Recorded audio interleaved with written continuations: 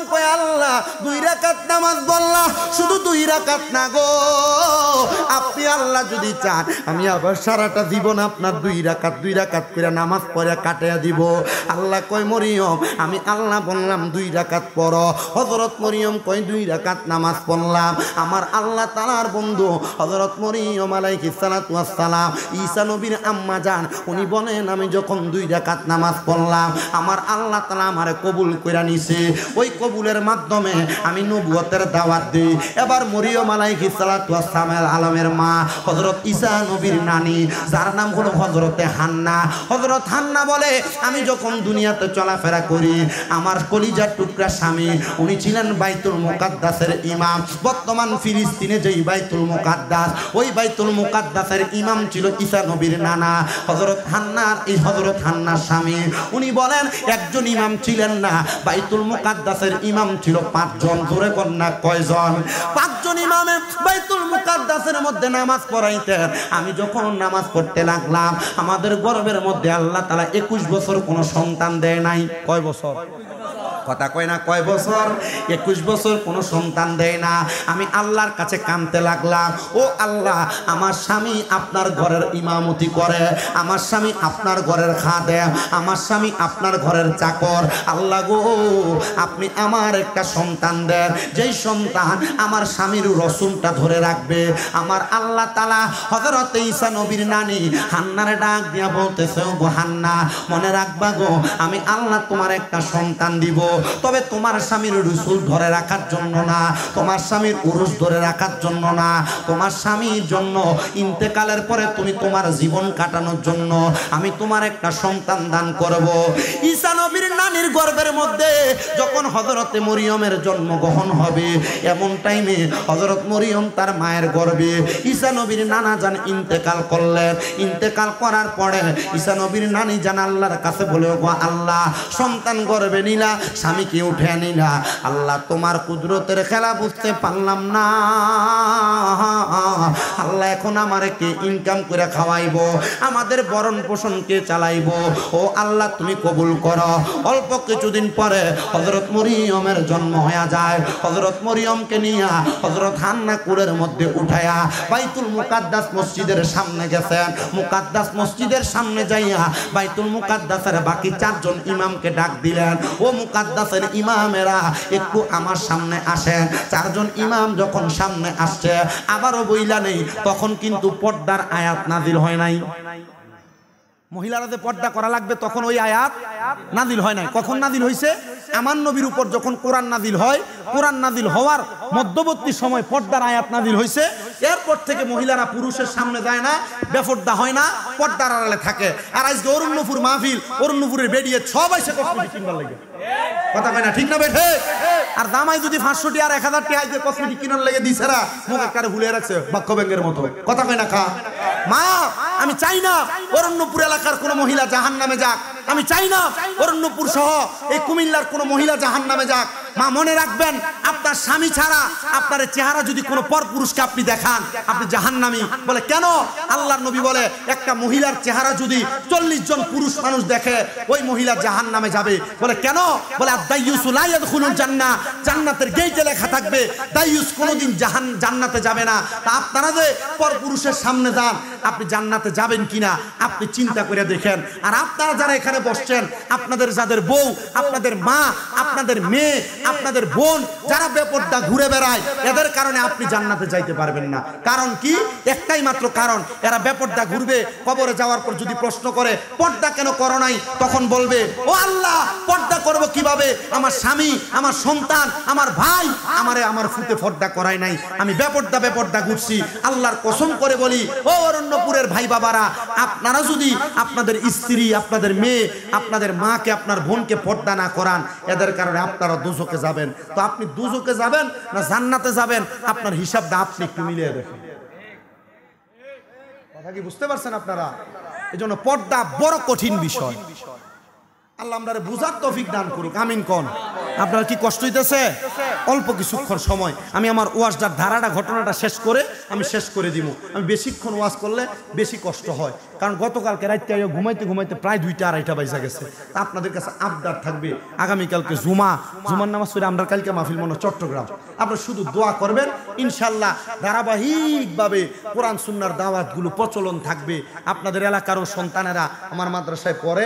আমার যে মাদ্রাসাগুলো, যে নূরপুর সমনিতে সাপাড়া রোডের মাথায়, এদিকে আল হুসাইনিয়া মাদ্রাসা, এদিক দিয়ে মা ফাতেমা মহিলা মাদ্রাসা, ওইদিক দিয়ে জামিয়া নূরে মদিনা মাদ্রাসা, ওইদিক দিয়ে তাহফিজুল কোরআন মাদ্রাসা, ছাত্ররা পড়ালেখা করে। তা আপনাদের কাছে এতটুকু আবদার করব, যে কথাগুলো বলি আমলি জিন্দিগিতে বাস্তবায়ন করবেন।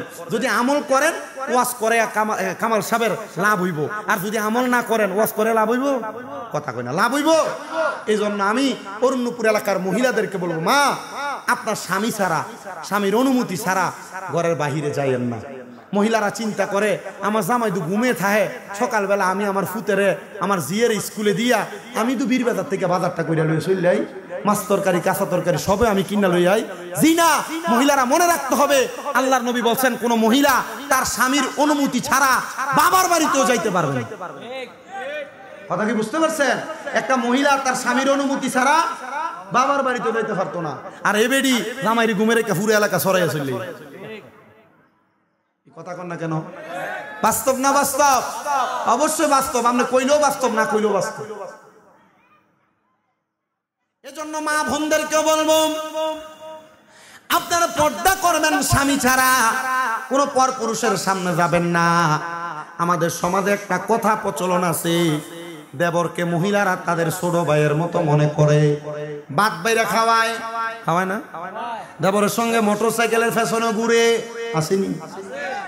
দেবরের গায়ে হলুদের অনুষ্ঠান কত সুন্দর করে মুখের মধ্যে হলুদ লাগায়, কিন্তু আল্লাহর নবী বলতেছে একটা দেবর তার বাবির জন্য কাল সাপের মতো, একটা দেবর তার বাবির জন্য মৃত্যু সমতুল্য। ভাইয়ের মতো বলা এটা আপনাদের সমাজে প্রচলন, কিন্তু ইসলাম বলে একটা ভাবি চাইলেও তার দেবরের সামনে যাইতে পারবে না। আর যদি যায় মনে করবা, মহিলা তোমার মৃত্যু তোমার অতি সন্নিকটে, তোমার জাহান্নাম তুমি ক্রয় করেছ। এই জন্য ভাই মনে করেও দেবরের সঙ্গে বেশি বেশি কথাও বলা যাবে না, দেবরের সঙ্গে সম্পর্ক রাখা যাবে না। যতটুক সম্ভব পরিবার ঠিক রাখার জন্য ততটুক চলাফেরা করবা। আল্লাহ করার তৌফিক দান করুন, জোরে পড়েন আমিন। তো যেই কথা বলতেছিলাম, হযরত হান্নার গর্ভ থেকে সন্তান, হযরত হান্না ওনার সন্তান মরিয়ম আলাইহিস সালাতু ওয়াস সালামকে ওনার কুলের মধ্যে উঠাইয়া বাইতুল মুকাদ্দাস মসজিদের সামনে চলে গেছে। যে ডাক দিয়ে বলতেছে, এ বাইতুল মুকাদ্দাসের ইমামেরা, তোমাদের কাছে আমার আবদার, আমার মেয়েটার ভরণ পোষণ দেওয়ার মতো আমার কাছে এমন কোনো সাধ্য নাই। তোমরা কে আছো, আমার মেয়েটার দায়িত্ব নিবা। বাইতুল মুকাদ্দাস মসজিদ বড় মসজিদ, ওই মসজিদের ইমামের মাইয়াকে লালন পালন করার জন্য সবাই রাজি থাকবে। 4 জন ইমাম কয় আমরা সবাই রাজি, চাইলে আমাদের কাছে দিতে পারো, কিন্তু 4 জনকে তো এক মেয়ে লালন পালনের জন্য দেওয়া যায় না। কেমনে দিবে? এবার হযরত হান্না বলে, চলো একটা পরীক্ষা হয়ে যাক। হযরত হান্না তাদেরকে নিয়ে চলে গেলেন নদীর পার। বলতেছে, আগে যে দোয়াত কলমে লেখা হইতো, দোয়াত কলমের কালিটা যেটা থেকে বের হইতো সেটা লোহার ছিল। ওই লোহার দোয়াত কলমটাকে বলে, তোমরা 4 জন লিখক, তোমাদের দোয়াত কলমটা নদীর মধ্যে ছিটকায়া মারো। যার দোয়াত কলম ফিরে আসবে তার কাছে আমার মরিয়ম মানুষ হবে। লোহার জিনিস ফিরে আসার কথা না। 4 জন একসাথে লোহার কলমটা ফিরে মারছেন, কিন্তু মরিয়ম আলাইহিস সালাতু ওয়াস সালামের একজন খালু ছিলেন, তিনি বাইতুল মুকাদ্দাস মসজিদের ইমাম ছিলেন। তিনি বলেন, ওই লোহার কলমটা সাথে সাথে আমার কাছে ফিরে আসছে। তখন আমি মরিয়মের খালু হযরত মরিয়মের দায়িত্ব নিয়েছি, জোরে বলেন সুবহান। হযরত মরিয়মকে লালন পালন করে বাইতুল মুকাদ্দাস মসজিদের পাশেই তার জায়গা করে দেওয়া হইল। কিন্তু ওই জায়গার মধ্যে একজন লোক ছিল যার কাজ ছিল সে এলাকার সুন্দর সুন্দর মহিলাদেরকে টার্গেট করতেন। যাদেরকে তার ভালো লাগতো সে তাদের সঙ্গে অবৈধ সম্পর্ক করতেন, মেলামেশা করতেন।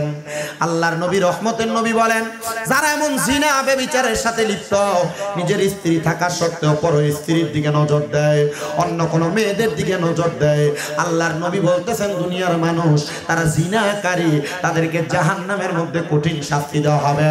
ইয়া রাসূলুল্লাহ কেমন শাস্তি। এ বাবা, যারা এমন পরকীয়ার মধ্যে লিপ্ত আছো, সাবধান হয়ে থাকো। ঘরে স্ত্রী থাকার পরে অন্য কোন নারীর দিকে যারা নজর দাও, আল্লাহর নবী বলতেছে তাদের লজ্জাস্থানের মধ্যে আগুনের গরম রড লাগাইয়া দিয়া তাদেরকে আগুনের মধ্যে সেক দেওয়া হবে। এ পর্দার অন্তরালের মহিলারা, তোমরা যারা স্বামী থাকার পরেও এমন ভাবে অবৈধ সম্পর্কে লিপ্ত আছো, তোমাদেরকেও মনে রাখতে হবে এটার কারণে আল্লাহ তাআলার জাহান্নামের আগুনের মধ্যে তোমাকে জ্বলা লাগবে। আল্লাহর নবী বলে একটা মহিলা 4টা কাজ করলে জাহান্নামে যাবে, এক জান্নাতের মধ্যে যাবে। 1 নাম্বার, ওই মহিলা যদি তার স্বামীর বাধ্যগত হয়ে চলাফেরা করে, নামাজ রোজা করে। তৃতীয়ত, তার মা বাবা তার স্বামী শ্বশুর শাশুড়ি খেদমত করে। আর ওই মহিলা যদি পর্দা করে, এই 4টা কাজ করলে মহিলা জান্নাতে যাবে। আর একটা হাদিসের মধ্যে কয়, কোন মহিলা যদি তার জিহ্বা এবং লজ্জাস্থানের হেফাজত করে, ওই মহিলা জান্নাতে যাবে। এই জন্য আমার মা বোনেরা, যুবক ভাইরা, জিহ্বা এবং লজ্জাস্থানের হেফাজত করবা। নিজের স্ত্রী ছাড়া অন্যদের সঙ্গে মিলিত হওয়ার চেষ্টা করবা না। এটা জিনা ব্যভিচার, এটার হেফাজত না করলে আল্লাহ তাআলার জাহান্নাম তোমার জন্য অবধারিত। তিরমিজি শরীফের মধ্যে আল্লাহর নবীর হাদিস ঘোষণা। নবী আমার বলতেছেন পরবর্তী জায়গায়, শুধু তাই নয়, কোন মানুষ যদি দুনিয়ার জমিনে থাকা অবস্থায় বিবাহের পূর্ব মুহূর্তে কোন নারীর সঙ্গে মিলিত হয়ে যায়, এটার কারণে ওই মানুষ জাহান্নামে চলে যাবে।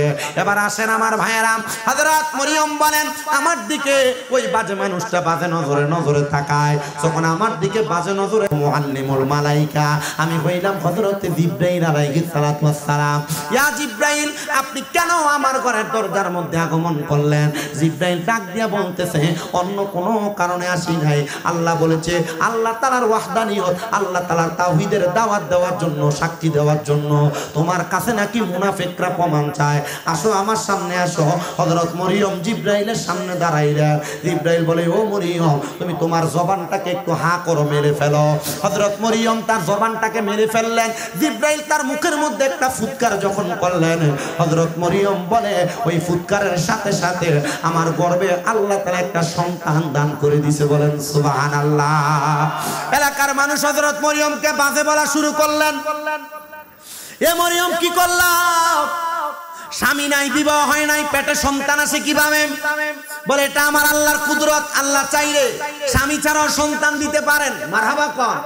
তবে এই যুগে চলে না। এই যুগে যদি স্বামী ছাড়া সন্তান আসে, মানুষ এটাকে জিনাখোর মহিলা বলে ডাকবে। কথা কোন না, ঠিক কিনা? শুনেন আমার বাবারাম, হযরত মরিয়মকে মানুষ বাজে কথা বলে, মন্দ কথা বলে।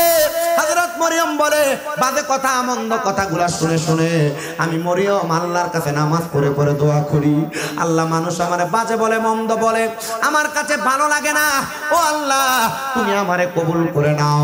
আমি মরিয়মকে মানুষ যে বাজে বলে, এটা আমার কাছে বড় বোঝা বোঝা মনে হয়। হযরত মরিয়মের গর্ভ থেকে অল্প কিছুদিন পর সন্তান আগমন করলো, ঈসা পয়গাম্বর। মানুষ এলাকার সব একসাথে মরিয়মের ঘরের দরজায়, এ মরিয়ম, যে সন্তানের বাবা নাই, এই সন্তান দুনিয়ায় থাকতে পারবে না। কেউ বলে এই সন্তানকে জীবিত অবস্থায় মাটিতে গাড়ায় ফেলো, কেউ বলে এই সন্তানকে জীবিত অবস্থায় আগুনের মধ্যে ফেলে দাও। হযরত মরিয়ম কয়, আল্লাহ, যেই সন্তানকে আমি জন্ম দিলাম, এই সন্তান যদি আমার চোখের সামনে মেরে ফেলা হয়, আমি মরিয়ম মানতে পারবো না। আল্লাহ গো, ফরিয়াদ তোমার দরবারে, তুমি আমার সন্তানটারে আল্লাহর হস্তে বাঁচাইয়া দাও। আল্লাহ কয়, মরিয়ম, আবারও আমার শুকরিয়া আদায় করে 2 রাকাত নামাজ পড়ো। যত জায়গায় আল্লাহর শুকরিয়া, তত জায়গায় 2 রাকাত নামাজ। হযরত মরিয়ম 2 রাকাত নামাজ পড়লেন। এবার যখন হযরত মরিয়মের সন্তানকে তারা ছিটকে নিয়ে যাবে, তখন ওই সন্তান ডাক দিয়া কই, ওই এলাকার মানুষ রে, আমি কোনো অবৈধ সন্তান না, আমি আমার আল্লাহ তাআলার ফুৎকারে তৈরি। এই জন্য আমার নাম আল্লাহ রাখছেন ঈসা রুহুল্লাহ। জোরে বলেন সুবহানাল্লাহ।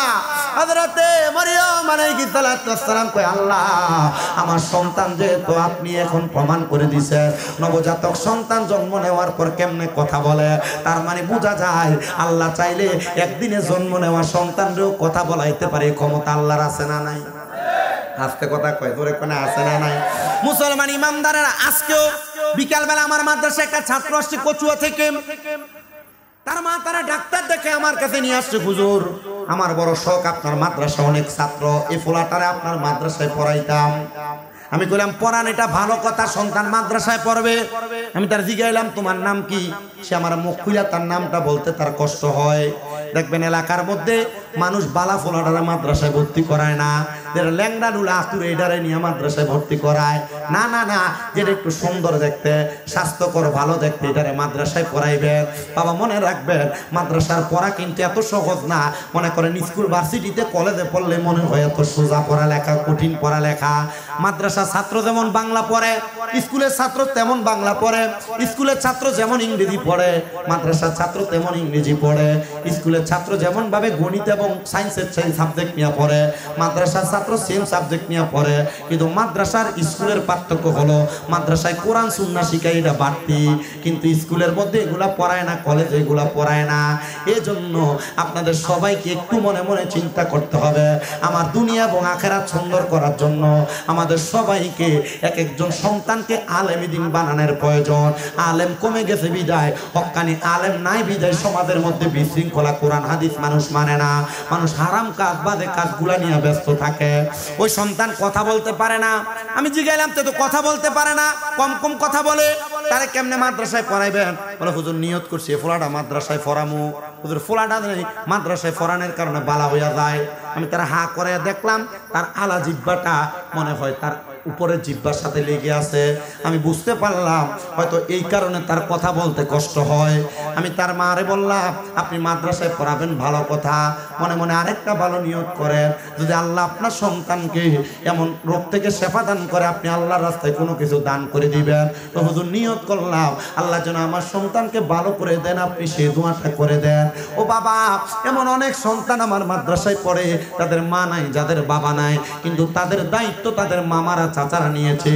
একমাত্র মাদ্রাসা শিক্ষার ফজিলত সম্পর্কে জানার পর আপনাদের সবার কাছে করো জোরে আবদার, আপনারা আপনাদের এক একটা সন্তান, এক একটা নাতি নাতপুরে মাদ্রাসায় পড়ায়েন।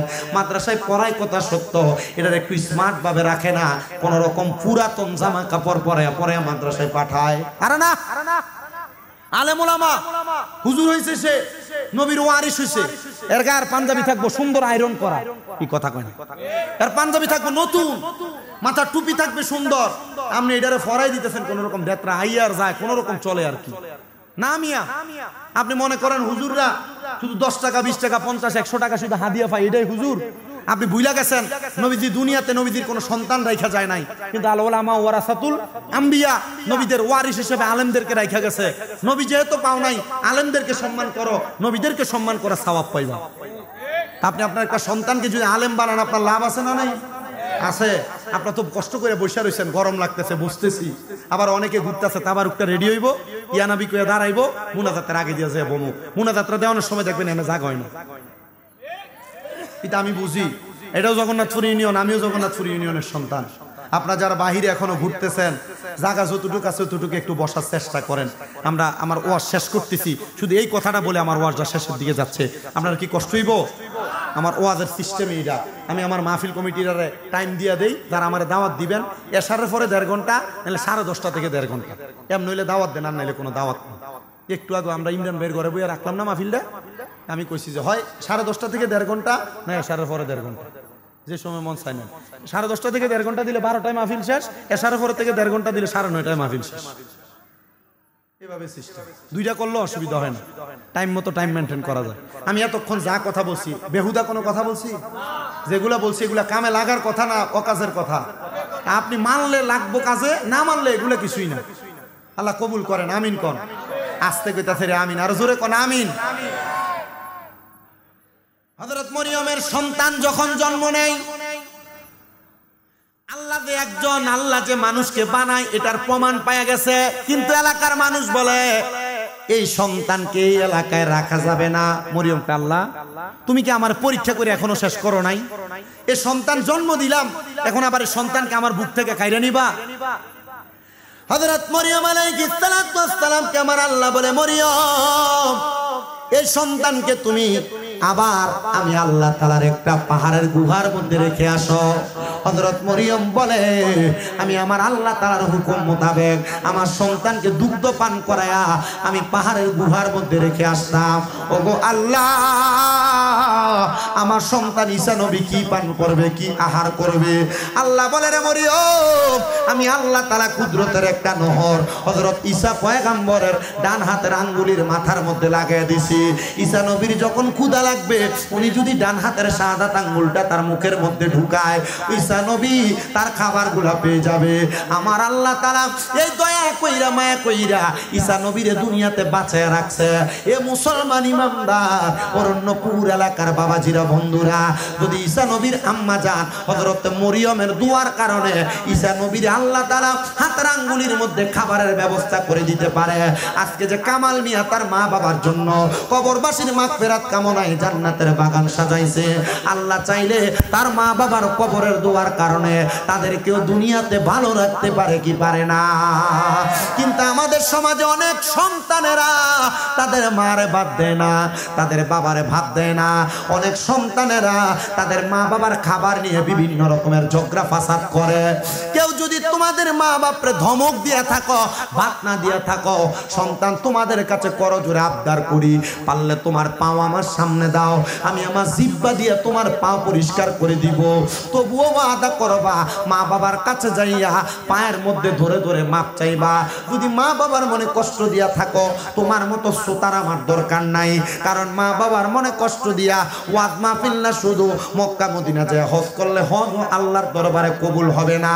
অনেক সন্তানেরা বিবাহ করার পর মায়ের সাথে দমকের সুরে কথা বলে, বাবার সাথে দমকের সুরে কথা বলে, সন্তান আবদার জানাই রে। কেউ যদি এমন মা বাপকে ধমক দিয়ে বৈশা কোনো মুরব্বী বলে, হ্যাঁ শামীম রাজার ওয়াজ শুই না, আমার সন্তান বাড়িতে আইসা আমার পায়ে ধরে মাপ চাইছে, মনে করবা মাহফিল আল্লাহর কাছে কবুল হয়ে গেছে। কোনো মহিলা যদি একজন আরেকজনকে বলে, হ্যাঁ আমার সন্তান ওয়াজ শোনার পর আমার পায়ে ধরে মাপ চাইছে, মনে করবা মাহফিল আল্লাহর কাছে কবুল হয়ে গেছে। অনেকে চিন্তা করতেছে, হুজুর ও হুজুর, আমি তো কোনোদিন আমার মার সাথে অন্যায় করি নাই, বাবার সাথে অন্যায় করি নাই, আমিও কি আমার মা বাবার পায়ে ধরে মাপ চাইবো? ও সন্তান, অন্যায় করো আর না করো, আম্মা আব্বার পায়ে ধরে মাপ চাইলে তোমার দাম কমবে না, সম্মান কমবে না, ইজ্জত কমবে না। আম্মা আব্বার পায়ে ধরে মাপ চাইলে আল্লাহ তাআলা তোমার সম্মান বাড়াইয়া দিবে, ইজ্জত বাড়াইয়া দিবে। এই জন্য আবদার জানাই, আম্মা আব্বার পায়ে ধরে মাপ চাইবা। অনেক সন্তান চিন্তা করে, হুজুর যাদের বাড়িতে বাবা আছে তারা বাড়িতে যাইয়া বাবার পায়ে ধরে মাপ চাইব, আমার তো আব্বা নাই, আমি কার পায়ে ধরে মাপ চাইব? হুজুর যাদের বাড়িতে মা আছে তারা বাড়িতে যাইয়া মার পায়ে ধরে মাপ চাইব, আমার তো আম্মা নাই, তারা আমি কেমনে আমার আম্মার পায়ে ধরে মাপ চাইব? সন্তান অল্প কিছুক্ষণ পরে আখিরি মুনাজাত হয়ে যাবে। আম্মা আব্বা যদি কবরে থাকে, আল্লাহর দরবারে দোয়া করবা, গো আল্লাহ তাআলা আমার মা কবরে, আমার বাবা কবরে, রব্বির হামহুমা কামা রব্বায়ানি সগীরা। আল্লাহর নবী বলতেছে, কোন সন্তানের মা বাবা মারা যাওয়ার পরে ওই সন্তান যদি আল্লাহর দরবারে চোখের মনি কোঠার মধ্যে একটা মাছির মাথা পরিমাণ পানি ছাইরা দিয়া কান্দে, ওই পানি মাটিতে পড়ার আগে আমার আল্লাহ তার মা বাবার জীবনের গুনাহ মাফ করে দেয়। কামাল মিয়ার মা কবরে, কামাল মিয়ার বাবা কবরে, তাদের জন্য দোয়া চাই, এত সুন্দর মাহফিলের ইন্তজাম করেছে। ওগো আল্লাহ, আজকের মাহফিলের উসিলায় উনি সহ এই অরণ্যপুর এলাকা সহ যত মানুষ আজকের মাহফিলে শরীক হয়েছে, আল্লাহ প্রত্যেকের মা বাবার কবর জান্নাতের বাগান বানিয়ে দাও। ও আল্লাহ, যারা এখনো মা বাবার কাছে মাপ চাইতে পারে না, আল্লাহ তাদেরকে মা বাবার কাছে ক্ষমা চাওয়ার তৌফিক দান করে দাও। এর সন্তানের দলেরা, আমি আজকের ওয়াজের একটা ধারাবাহিকতায় বলে দিয়ে যাই, 7 বিষয় ঈমান আনলে জান্নাতি, আল্লাহর প্রতি, ফেরেশতার প্রতি, কিতাবের প্রতি, রাসূলের প্রতি, আখিরাতের প্রতি, তাকদীরের ভালো মন্দের বান্দাদের প্রতি এবং কিয়ামত দিবসে আল্লাহ আবার উত্তোলন করবে তার প্রতি।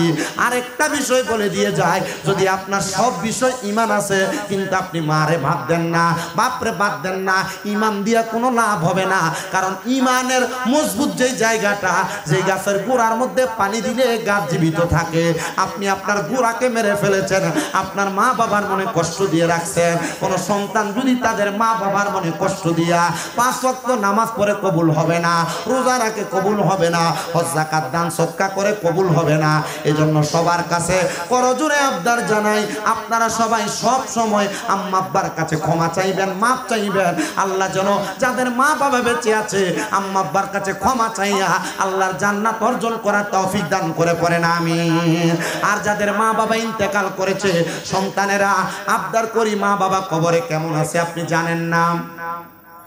আল্লাহর নবী বলেন, কোন সন্তানের মা বাবা ইন্তেকাল করার পরে ওই সন্তান যদি তার মার জন্য বাবার জন্য প্রত্যেক বৃহস্পতিবার আসরের নামাজের পর থেকে শুক্রবার জুমার দিন মাগরিবের নামাজের আগ পর্যন্ত মা বাবার কবরের সামনে যাইয়া হাত তুলে বলে রব্বির হামহুমা কামা রব্বায়ানি সগীরা, পশ্চিমটা পিছ দিয়া মা বাবার মুখের দিকে ফিরা দোয়াটা করতে দেরি আমার আল্লাহ তাআলা তার মা বাবার কবরের আযাব মাফ করতে দেরি হবে না। আপনাদের যাদের মা কবরে বাবা কবরে, আপনারা সবাই এমন ভাবে মা বাবার জন্য দোয়া করবেন আর আল্লাহ এবং রসুলের প্রতি ঈমানটা ঠিক রাখবেন। কোন ঈমান চোর যদি আপনার ঈমান চুরি করতে আসে তাদের দিকে কান দিবেন না। আল্লাহ আমাদের সবাইকে এমন কর্ম সম্পাদন করার তৌফিক দান করুন, জোরে পড়েন আমিন। আসলেন নবী এই দরাতে রহমত বরকত নিয়ে, আসুন সবাই তাজিমে সালাম দেই ওই নবীরে, ইয়া নবী সালাম।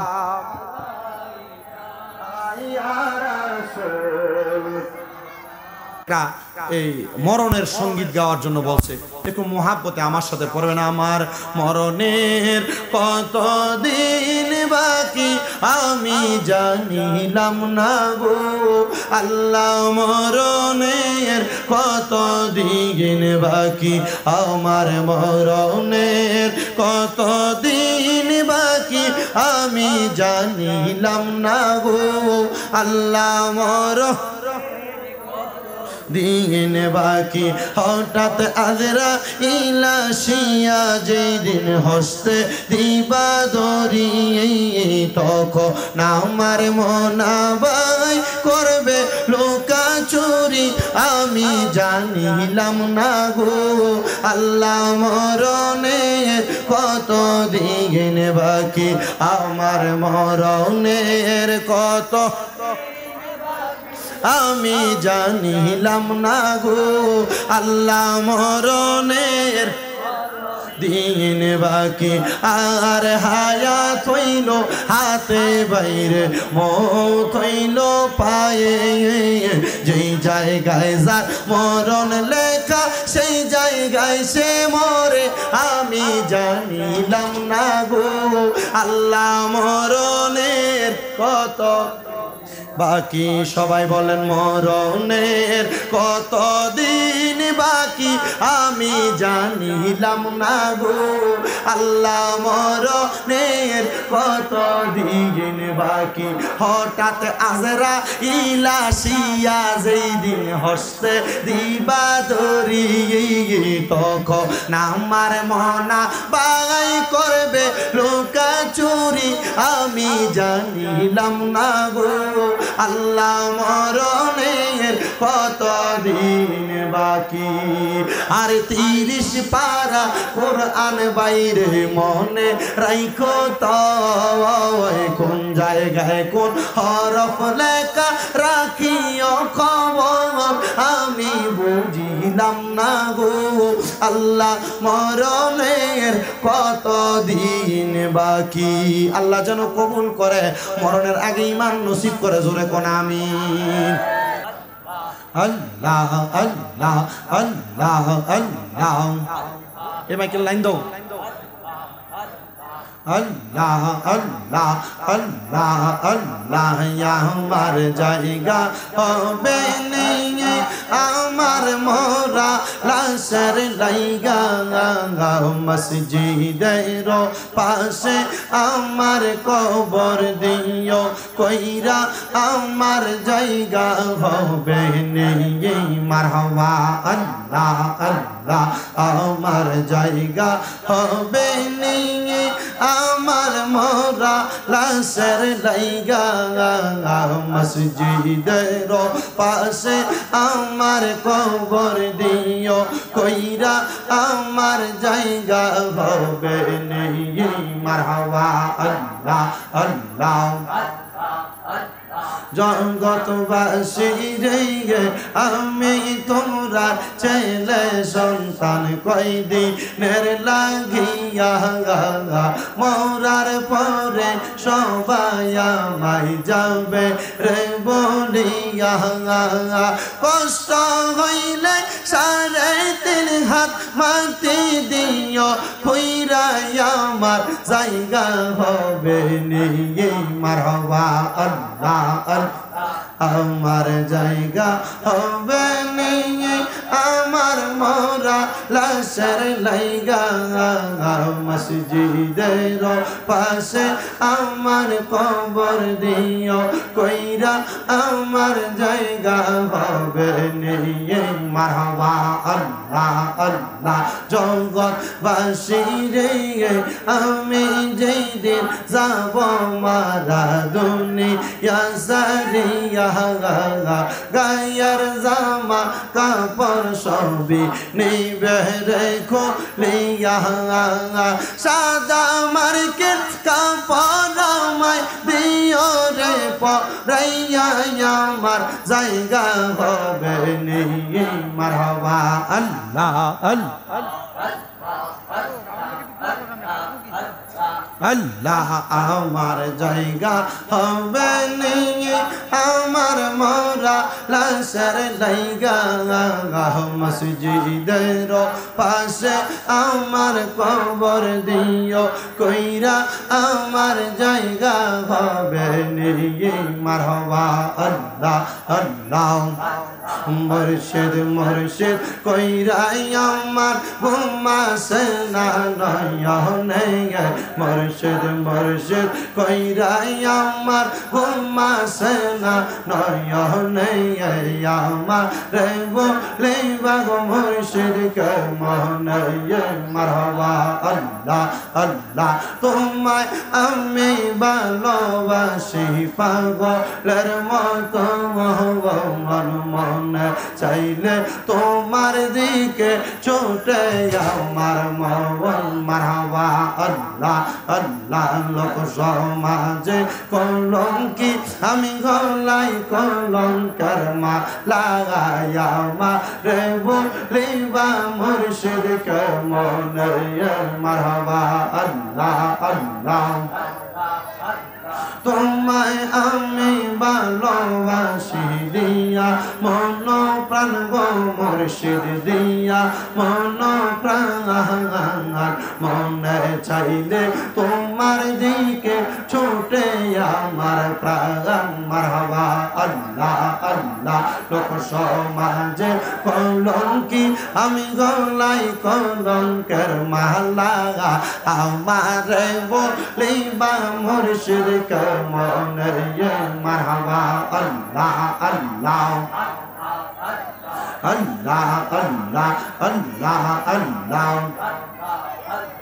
আল্লাহ আল্লাহ আমার মুর্শিদ বিনে দুনিয়ায় আপন বলতে কেহ নাই জগতে আমার দয়াল মুর্শিদ বিনে ও আপন বলতে কেহ নাই জগতে মারহাবা আল্লাহ আল্লাহ বেবে দেখে সব বিদেশি মিশে মায়ার জগতে আপন বলতে কেহ নাই জগতে আল্লাহ আল্লাহ লা ইলাহা ইল্লাল্লাহ মুহাম্মাদুর রাসূলুল্লাহ সাল্লাল্লাহু আলাইহি ওয়াসাল্লাম। আল্লাহুম্মা আমিন, আল্লাহুম্মা আমিন। আলহামদুলিল্লাহি রাব্বিল আলামিন। আসসালাতু ওয়াসসালামু আলা রাসূলিহিল কারীম। রব্বানা যালামনা আনফুসানা ওয়া ইল্লাম তাগফির লানা ওয়া তারহামনা লানাকুনান্না মিনাল খাসিরিন। রব্বানা ফাগফির লানা যুনুবানা ওয়া কাফির আন্না সাইয়্যাতিনা ওয়া তাওয়াফানা মা'আল আবরার। ইয়া ইলাহি রহম ফরমা, মুস্তাফা কি वास्ते खोल दे दरवाजाए रहमत गदा की वास्ते। रहमतल लिल आलमीन खत मेरा सुन जाने जगह अहमद हामिद मुहम्मद मुस्तफा की वास्ते। मबूदो